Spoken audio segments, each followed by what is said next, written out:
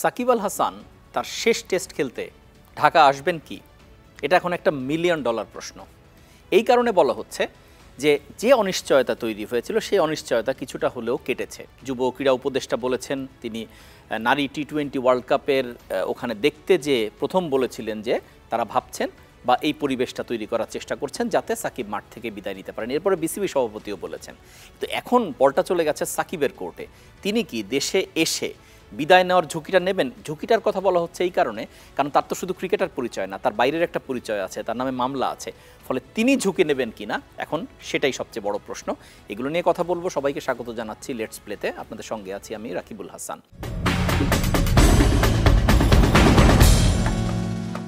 Shakib Al Hasan split personality বলে ইংরেজিতে একটা কথা আছে, মানে একজন মানুষের যখন দুটো চেহারা থাকে, সাকিব আল হাসানের একদম স্পষ্টতই দুটো চেহারা।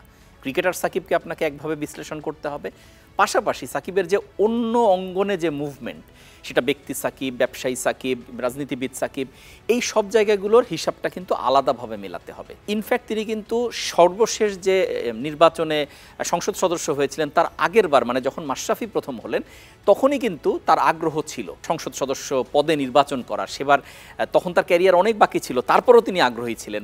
ফলে শেষ পর্যন্ত তিনি যখন সংসদ সদস্য হলেন তারপর কিন্তু 6 মাসের মতো সময় হয়েছে। এর মধ্যেই বাংলাদেশে বড়সড় বিপ্লব হয়ে গেছে, একটা বিশাল পট পরিবর্তন হয়েছে এবং সেই সঙ্গে সাকিব আল হাসান নির্বাসিত হয়ে গেছেন। এবং তারপর থেকে বাংলাদেশ ক্রিকেট বোর্ডের অধীনে তিনি যে ম্যাচগুলো খেলছেন সেগুলো সবই দেশের বাইরে। কারণ হচ্ছে দেশে এসে ম্যাচ খেলতে গেলে গ্রেফতার হয়ে যাওয়ার একটা আশঙ্কা আছে। প্রশ্ন হচ্ছে এই আশঙ্কাটা সাকিবের যে তৈরি হলো সেটা কিন্তু একটা মেসেজও দিচ্ছে ভবিষ্যতের ক্রিকেটারদের জন্যে। কারণ খেলা ছাড়ার আগে কিংবা সবারই রাজনৈতিক মতাদর্শ মতামত থাকতেই পারে, কিন্তু সাকিব আল হাসান দেশের সেরা হয়েও তিনি যে ঝুঁকিটার মধ্যে পড়ে গেছেন সেই ঝুঁকিটার আসলে কি কোনো অর্থ হয়? আজকে সাকিব আল হাসান যদি দেশের মাঠ থেকে বিদায় নিতে পারতেন তাহলে যে আয়োজনটা হতে পারত, ইনফ্যাক্ট এখনও বিদায় নিলে সেরকম আয়োজন হবে কিনা সন্দেহ আছে। এমনকি যদি সেই বিদায় হয় সেখানে যে তাকে দুধ্বনি শুনতে হবে না। সম্প্রতি একটা ফেসবুকে বা সামাজিক যোগাযোগ মাধ্যমে একটা বিষয় কিন্তু দেখাই গেছে, একটা বেসরকারি ইউনিভার্সিটি AIUB-তে একটা খেলার মধ্যে ঘোষণা করা হয়েছিল সাকিব আল হাসানের নাম। তিনি কিন্তু ওই বিশ্ববিদ্যালয়ে পড়তেন এবং তিনি যে ওই বিশ্ববিদ্যালয়ে পড়তেন এই কথাটা বলার পর থেকে ওখানে ব্যাপকভাবে দুধ্বনি শোনা যায়। এটা কি মিন করে? এটা মিন করে যে আপনি যখন মিরপুরে 26,000 দর্শকের সামনে সাকিব আল হাসান বিদায় নেবেন সেখানে তাকে কি পরিস্থিতির মুখোমুখি হতে হবে সেটার কিন্তু নিশ্চয়তা কেউ দিতে পারে না। কারণ আগের প্রেক্ষাপট আর এখনকার প্রেক্ষাপট কিন্তু আলাদা। এখন যে আলাপটা করা হলো সেই আলাপের মাধ্যমে সাকিব আল হাসানের দেশের মাটিতে বিদায় নেওয়াটা একটা বড় সড় প্রশ্নবিদ্ধ ব্যাপার। এখন যদি সেটা না হয় তাহলে সাকিব আল হাসানের এই যে এতদিনের গ্লোরিয়াস ক্যারিয়ার তার কি হবে? টি-20 থেকে তিনি বিশ্বকাপের মাধ্যমে চলে গেলেন, আর খেলছেন না এবং তিনি জানিয়ে দিয়েছেন সেটা মাঠ থেকে হলো না। টেস্ট ক্রিকেট যেটা তিনি এখন বিদায় নিতে যাচ্ছেন সেটা যদি মাঠ থেকে না হয়, এরপর ওয়ানডেতে তিনি বলেছেন যে চ্যাম্পিয়ন্স ট্রফি খেলে তার যাওয়ার ইচ্ছা 2025 সালে।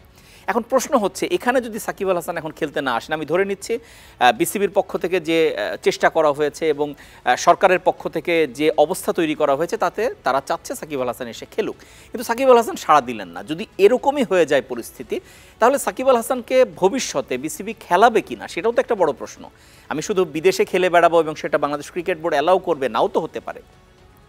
যদি সেটা না হয় তাহলে কিন্তু ওয়ানডে ক্রিকেট থেকেও সাকিব বিদায় বলার সুযোগ পাবেন না। সব কিছু মিলে এটা একটা খুব জটিল পরিস্থিতি সাকিব আল হাসানের জন্য। তিনি এখন দেশের বাইরে খেলে বেড়াচ্ছেন, তিনি বরাবরই অনেক আগের থেকেই এক পা আমেরিকায় দিয়ে রেখেছেন, তার সেখানে পরিবার আছে এবং সেখানে তিনি সেটেল করতে পারবেন, সবই ঠিক আছে।